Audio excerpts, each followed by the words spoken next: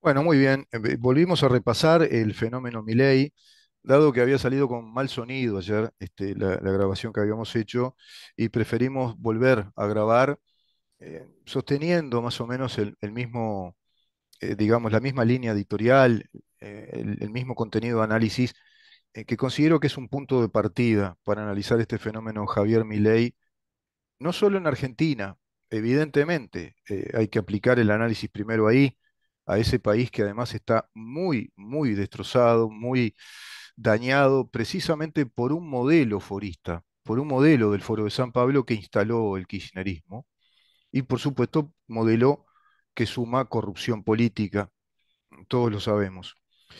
Ese análisis Milei va a continuar porque en definitiva nos está hablando de un proyecto liberal para nuestras naciones, para nuestros países, el proyecto original que plantean nuestras cartas constitucionales, y al decir de un gran amigo, eminente jurista con quien conversamos día a día en una suerte de taller de ideas y de investigaciones, parecería ser que se cumple lamentablemente ese aforismo borgiano de el pueblo que pretendió crear un libro y no siempre lo puede lograr. Parece que esos libros, que son nuestras constituciones, son más una expresión de deseos hoy por hoy que el cumplimiento efectivo del orden jurídico que establecen, como por ejemplo nuestra constitución. Por el contrario, se van desarticulando sobre la base de una legislación paralela y a su vez también sobre la base fundamental, esto lo tiene que tener en cuenta la población uruguaya, de una universidad de la República que instruye a sus juristas desde preceptos marxistas, desde filosofías neoconstitucionalistas.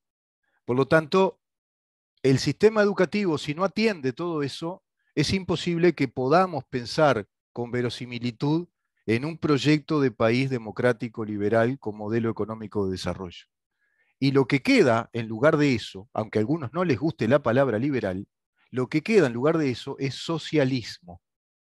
Porque el socialismo, en la versión que sea, fundamentalmente marxista, como se está instalando en nuestro continente a través de esta internacional llamada Foro de San Pablo y el proyecto Socialismo Siglo XXI, el proyecto Socialismo Siglo XXI es el proyecto que instala Dietrich, el pensador alemán, doctor en filosofía, mentor, creador de Chávez en Cuba, y se instala desde Cuba, instalándose ya, evidentemente, bajo la información que tenía Fidel Castro de que se derrumbaba totalmente la Unión Soviética, y a posteriori de la perestroika va a caer en el 91, en el 90 crean el Foro de San Pablo, con el señor que está ahora en Brasil, alineándose a China, Ignacio Lula da Silva, y a su vez alineando a todos los popes referentes de los regímenes de izquierda y los partidos de izquierda, entre los cuales se encuentra el articulador principal, que es José Mujica, nuestro expresidente de la República, instalando, digamos que, reuniones, prácticamente convenciones, de cómo ir desarrollando ese modelo socialista, y ellos públicamente hablan de los modelos democráticos populares. Bolivia, por ejemplo, ya no es más la República de Bolivia, no sé si ustedes sabían, es el Estado Social Popular de Derecho de Bolivia, que es multicultural. En la constituyente de Chile, este señor comunista lo que quería hacer era trasladar esa constitución, transformarla en una constituyente, es decir, una asamblea que constituye otra vez el país, que lo refunda, no es lo mismo que una reforma constitucional, querían plantear también el Estado multicultural o plurinacional social chileno. Se terminaba la República en Chile. Y evidentemente confiscaciones, pretendía confiscar el sistema de capitalización y ahorro de los que han aportado durante tantos años en un sistema que está por fuera del sistema que estamos discutiendo en Uruguay, que es el de reparto jubilatorio, que no voy a tratar hoy. Así que ustedes se darán cuenta en qué brete está el continente y qué modelos políticos tenemos. Y si no vienen modelos políticos, proyectos políticos, propuestas políticas claras, determinantes, como la que Milei plantea en Argentina, y se nos complica el partido, se nos complica muchísimo. Más allá, como decía yo, de la dosis natural de incertidumbre que pueda tener un fenómeno Milei en Argentina, por lo que vamos viendo. No tiene aparato político, él dice que no va a negociar con la casta, si no tiene aparato político, ¿cómo hará? ¿Negociará su proyecto de país, su proyecto legislativo? Ahí entraría en una brutal contradicción. Seguramente estarán pensando un modelo estratégico para llevar adelante. Lo cierto es que la expectativa de voto hacia Milei es muy grande y cada vez crece más. y quizá se dé ese milagro de que gane la presidencia por mucho margen, por mucho margen. Está con nosotros el doctor Raúl Menéndez, a quien agradezco un montón su presencia. Un gusto, como siempre, doctor, hablar con usted. Bueno, habemos ley de tenencia compartida, técnicamente corresponsabilidad en la crianza. ¿Cómo demoró? ¿Qué paso de tortuga acá todo, no? Y bueno, ¿qué le va a hacer? Yo no ¿Anda bien, festejo, Rubén? yo no festejo. Es como si un día me entero que Montevideo Wanderers, el club de mis amores, sale campeón del fútbol uruguayo. Lo único que diría es, bueno, por fin una vez. Muy poco, ¿no? En su trayectoria histórica, un cuadro tan viejo que no tenga un campeonato después del 31, es lamentable. Bueno, esto es Bueno, lo esto mismo. Se demora tanto que, bueno, al fin salió más o menos ahí. No da para festejar mucho tampoco. quiere que le cuente cuando empezamos con esto, que lo empezamos ya del 2016, nos decía que iba a ser imposible. Claro. Nuestro presidente lo había presentado y la legislación esa de ese año Mm, lo encajonaron porque no quería que saliera. claro, sí, sí, Llevamos claro. remando muchos años. Muchos años. Pues, y por eso Pero le hice. el que mucho rema llega a la orilla. Sí, y algunos no llegaron por cuestiones cronológicas. Como se dice en el proverbio jurídico, la justicia tarda pero llega, no. Es mentira. La justicia que tarda no es justicia. La Exacto. justicia que tarda no es justicia. La justicia es en tiempo y forma, ¿no? Es en tiempo y Le, forma. le cuento que justamente ese comentario viene a este proyecto de ley, porque ahora, como es ley, los juicios de tenencia y de visitas van a durar 120 días, prorrogables por 30 días más. Ujú. ¿Qué le parece? Los juicios. Los juicios. Claro. Le De limitamos tenencia. la duración de los juicios a los tiempos de los niños, no a Sí, los sí. tiempos de los jueces. Claro, claro, claro. Sí, sí. Acá se está contemplando el derecho del niño. El derecho, Exacto, pero a su vez, por extensión, el derecho de familia, ¿no? La familia que exacto. es el bien protegido por la Constitución. Vamos derecho a nuestro Código General de Proceso. Bien, Pronta y eficiente administración de justicia. exacto. Todo Exacto. litigante tiene derecho a un juicio de duración razonable. Exacto. Cuanto más chiquito, más rápido tiene que ser el juicio. Claro. Tenemos derechos humanos en juego. Y si quiere le explico la ratio de por qué Me puede repetir esa proverbial disposición jurídica del Código General de Proceso? pronta y eficiente administración de justicia. Ya está, con eso, ¿no? Es, Hay es excelente la poquitos expresión, ¿no? jueces lo saben eso. Pocos lo Mira saben. que le doy una novedad para muchos jueces. Ujú. Qué excelente, Y, ¿no? Ese principio jurídico, procesal. y- y el juicio de duración razonable, ya le digo, no se manejaba fuera de penal. Así que imagínense lo mal que estábamos. Y es un derecho ¿Cómo, humano. cómo avala esto la enseñanza de Becaria que yo vengo divulgando en el programa? Que justamente Becaria plantea la razonabilidad. El derecho debe ser una organización racional de nuestras conductas, basado en principios científicos que le den el sentido que es la absoluta necesidad. Cuando hay absoluta necesidad, esa ley es justa y es legítima. Si no hay absoluta necesidad, es tiránica, dice Becaria, ¿no? El padre del derecho penal, que se ve que nadie lee ya, evidentemente, ¿no? Este, Hay pocos que lean. Le digo la verdad, cada día hay menos. sí, sí, sí. Impresionante. Les Pero se cuento la reciben edad. igual, ¿eh? Se reciben, son doctores igual, son doctores en derecho, Son son jueces. economistas, Eso son es lo peor. jueces, son jueces. Terminan Claro, ahí. claro, Digo, claro. es como Sí, todo. sí, Vamos a decir las cosas como son. Hay jueces espectaculares, buenísimos y que saben mucho de derecho. no cabe Son duda. Sí, poquitos. pero digamos que la salvedad, que siempre es bueno hacerla, porque se dice por ahí, generalizar es malo, pero en nuestro país generalizar es coherente, porque en nuestro país generalmente está mal. ¿No? Es un país burocrático, ¿no? Es un país despótico, con un modelo despótico, que no cambia las cosas que hay que cambiar, que estamos hablando lateralmente de temas que no van a ser la solución definitiva para nadie, como por ejemplo este sistema solidario de reparto jubilatorio que va a tener aplicación, va a tener efectividad jurídica dentro de 15, 20 años, ¿no? Y entonces vamos a hablar ahora, vamos a instalar un debate desde el engaña pichanga, que va a instalar el Frente Amplio, es si 60 años o 65. Y como la gente entiende poco de tecnicismo de sistemas previsionales, a este gobierno se le ocurre la buena idea de formular un proyecto, ¿no?, de reforma del sistema previsional en el cuarto año de gobierno. ¿Qué necesidad? Cuando hay cambios, que lo venimos viendo con usted como con otros especialistas, que eran de real urgente necesidad. El sistema de justicia, la fiscalía como está hoy por hoy conformada y cómo actúa, tendría que haber tenido reforma.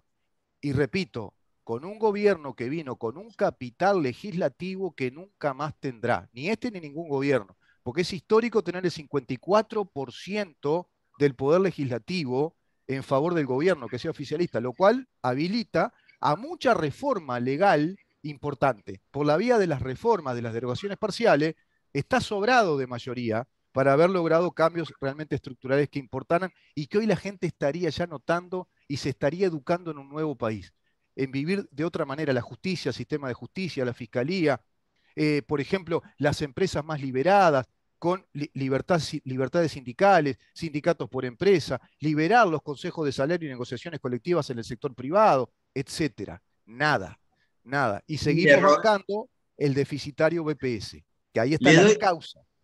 le doy un ejemplo chiquito para que vea de lo que fue nuestra discusión. El tema es, nuestra discusión se basó del otro lado que estaban en contra, que era un tema presupuestal. Claro, Y nuestra ley es de derechos humanos. Me decían que el tema que tenían que arreglar un tema de números, no de derechos humanos, le digo. No importa el tema de presupuesto, acá hay que tutelar los derechos, claro, porque con los derechos no se negocia, se claro, negocia con el presupuesto. No lo entendían. claro, claro, claro. Hay muchas notas que han sacado que el ¿Qué, qué, tema qué, que hablan qué de dato ese? presupuesto no hablan de derechos. Claro, qué dato ese, doctor. Qué dato, ¿eh? Y le cuento Priorizan el una presupuesto. frutillita, le cuento una frutillita de la torta. Sí, El domingo salió una nota en que yo salí en El País. sí. Está un diario que es de circulación nacional. De una voz de defensoría vino a hablar por los defensores públicos. Claramente dijo que no defiende bien a los niños y que tiene 10 minutos para entrevistarse con él y que mientras está defendiendo a los niños está pensando en las 6 audiencias que tiene después. Confesión de negligencia. Claro, Decía que claro, no era necesaria la ley por un tema de presupuesto y hablaba de negligencia en la defensa de los niños. claro. Hablaba que ella defendía negligentemente los casos en donde intervinieran niños. ¿Cómo no va a ser necesaria esta ley? Por supuesto, por supuesto. Está confesando públicamente su negligencia, el incumplimiento de la función. Y está anclando a los otros defensores, porque en vez de Exacto. hablar por ella, hablaba por los defensores en general. Hay Claro. muy buenos defensores públicos de los niños. Y estaba generalizando como en representación de todos los defensores. Decía que era un tema de presupuesto, pero el tema a mí, no me dé 10 minutos, deme 3 y le voy a tratar de hacer la mejor defensa en juicio que tengo que hacerlo. Claro, Primero, porque es un cliente. Y segundo, porque es un niño. claro. Tengo que defenderlo con más ahínco. No voy a pensar en las audiencias que vienen después. Voy a estar en esa audiencia para defender los intereses de mi cliente. Sí, Yo sí, nunca vi sí. una cosa igual. Es así, Estamos doctor. horribles. La Estamos justicia horribles. cada día hace más agua por todos lados. Y vio que es el sistema va educando y se retroalimenta. Este pésimo sistema de justicia, que a su vez induce a tener un- una educación jurídica en nuestra facultad que va para ese lado. Entonces, cada vez todo va a ser peor. Ahí está el problema. O sea, la usina generadora de un tipo de sociedad es el sistema educativo. Y este gobierno, que no vino a cambiar nada sustancialmente a nivel educativo, por más que instalen, digamos que la panoplia de la transformación educativa, los contenidos son los mismos, porque seguimos en un país con políticas de género como políticas de Estado, políticas de paridad de sociedad inclusivista como política de Estado, con una UDELAR que le pide plata al Estado como la hija boba, pero después hace lo que ella quiere. Y es una cueva de cogobierno de un marxismo cultural. Por lo tanto, no va a cambiar nunca Uruguay en ese sentido, doctor, es imposible. Y evidentemente este gobierno vino a pagar un precio muy caro con las desestabilizaciones que le hace el PIS-NTFA, con ese frente amplio que se desmarcó de cualquier tipo de legislación, no es coslegislador, nosotros no tenemos nada que ver, ni con la LUC, que inclusive la llevamos a referéndum, no tenemos nada que ver con esta reforma educativa, que se acuerda que decían que iban a privatizar la educación y que no le iban a sacar la obligatoriedad, etcétera, etcétera. Todas esas falacias, todas esas mentiras aberrantes desmarcan al Frente Amplio, lo colocan en el opositor acérrimo para volver a obtener el poder del Estado, generándole todas estas distorsiones, haciéndole pagar un precio muy caro por lo poco que compró este gobierno. Compró poco territorio político. simplemente se agotó en una ley de urgente consideración que introdujo, sí, modificaciones necesarias que son operativas, doctor, usted lo sabe, son operativas, son funcionales, pero en lo estructural no hemos cambiado nada. Y así estamos, y así está la ¿Quiere, justicia como usted la ve, así está todo. quiere que le diga una cosa? El tema es muy fácil. Vamos a hablar un poco de la República. La República se basa en un Estado de Derecho, Exacto, la separación de poderes. Toda la separación de poderes como Estado de Derecho se basa en el cumplimiento de las leyes. exacto. Tenemos tres poderes bien diferenciados e independientes. Uno es el legislativo, el judicial y el ejecutivo. Todos se basan prácticamente en lo mismo, en cómo cumplimos las normas para llevar adelante de un país. El gran problema que tenemos es que una de las patas más importantes es nuestro poder judicial, que Exacto. el único trabajo que tiene es el de juzgar de acuerdo a la normativa.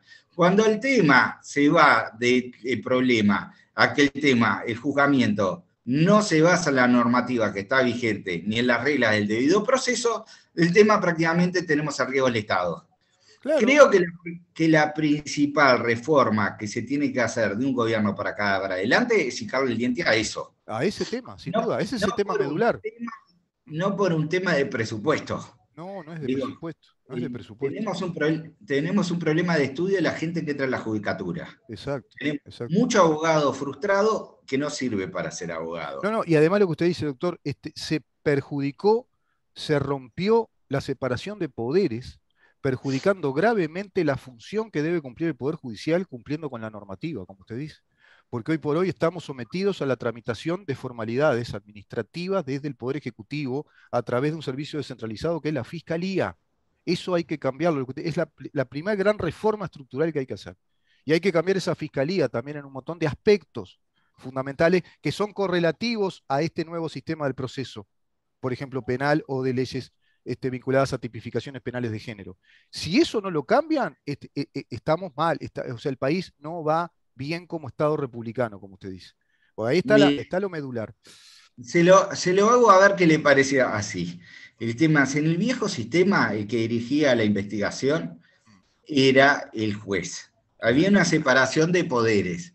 ¿Por qué? Porque el que investigaba era uno, el que acusaba era el otro. exacto, O sea, el juez le daba acabadamente el caso a la fiscalía para ver si había un delito o no. Y en base a esa probanza, la fiscalía entendía si el tema debía proceder con la ejecución del proceso penal o no. exacto. El tema es, hoy le damos Y ese mismo... el juez era la garantía de ese proceso porque tomaba esa causa, esa denuncia o esa demanda, la investigaba, instruía la prueba, estaba arriba de la prueba, disponía prueba, autos procesales, autos de impulso procesal, cosa que ahora no hacen más. Se y, terminó eso para el juez. y garantizaba el debido proceso, Exacto, exacto, porque era juez el que tenía que ejecutar todos los pasos del debido proceso y hacer cumplir la normativa de las convenciones internacionales, era el juez. claro. Hoy tenemos un proceso en que no lo dirige la fiscalía, el que el juez no conoce el contenido del proceso, el que el juez no sabe cómo se obtuvieron esas pruebas y Exacto, no conoce los pasos que se dieron para obtenerlas. O exacto, sea, podemos tener prueba que se ha obtenido en forma ilegal, que es nula en juicio, y el tema es el juez no tiene cómo anularla. ¿Por exacto, qué? Porque ya se la ponen ahí adelante y se la ponen en forma verbal, ni siquiera la ve, no tiene exacto, cómo saber cómo se recabó. exacto. El fin puro del detalle que dice cómo tienen que ser los derechos de las partes para obtener la prueba. Sí, sí, Es sí. una violación de los intereses de las partes en juicio, tanto de la fiscalía como del acusado. Exacto, exacto, exacto. O sea, es absolutamente una violación al orden jurídico uruguayo. Es inconstitucional por donde se mire esto. Es Por inconstitucional. supuesto, el tema Este, es, y, y- y, nuestra doctor, constitución es, sí, sí. No, no, y vamos cerrando, le digo. no hay problema, le cierro con esto. Deme una reflexión final. Deme una reflexión final sobre esto. Nuestra constitución, que es del año 67, prevé que el que investiga es el juez. Claro, claro. Ese es el tema. Digo, el tema es, si optamos por otra solución, es inconstitucional porque no estaba prevista en el año 67. Y es la Tenía que haber constitución reformado la vigente. constitución antes. Claro. claro, y es la constitución vigente, a no ser que se Exacto. decidan reformarla, entonces, que la reformen. Muy buena constitución a nivel internacional, ¿eh? Totalmente, que no la toquen la constitución, por favor. Esperemos que no. Se acuerda aquel sketch de Cacho de la Cruz? Que era con aquel muchacho, no recuerdo el nombre. Por favor, Julio, estamos en televisión. Bueno, esto en por favor, Julio, no me toque la constitución. Rubén, vamos a hacer como en Chile. Si la reformamos, invitamos a Pikachu para que venga. Ah, por favor, qué ¿Se desastre que es. acuerda? El Sí. legislador disfrazado de Pikachu. No, lamentable, Estamos lamentable. bárbaros. No, el continente está muy, muy lindo, está el panorama continental. Doctor, le mando un gran Mire, abrazo. le explicamos la última chance a la audiencia que no saben, Sí, que lo busquen en YouTube. sí, Dice Pikachu reformando la legislación chilena. Van claro. a ver, se disfrazaban de Pikachu para ir a reformar la legislación. Sí, sí, sí, sí. Es que iban a ser un estado Pikachu, porque prácticamente.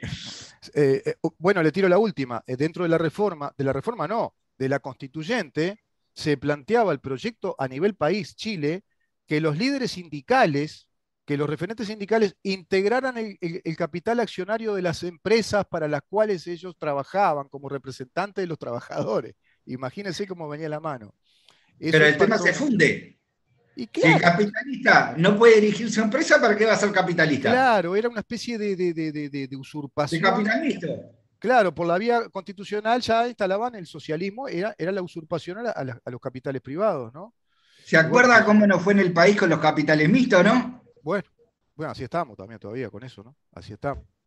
Doctor, le mando un gran abrazo. Muchísimas gracias, por Que estar. pase muy bien. Que Su tenga buen suerte, día. Rubén. Saludos a la audiencia. El Gracias. doctor Raúl Menéndez conversando con nosotros, abogado, por supuesto, especialista en tema de menores y familia. Bueno, salió al final la ley de tenencia compartida, ya la habíamos comentado varias veces con el doctor, y nos dimos la oportunidad de conversar un poco con él respecto a lo que es el Estado de Derecho, la separación de poderes y lo que significa obedecer a la Constitución o no.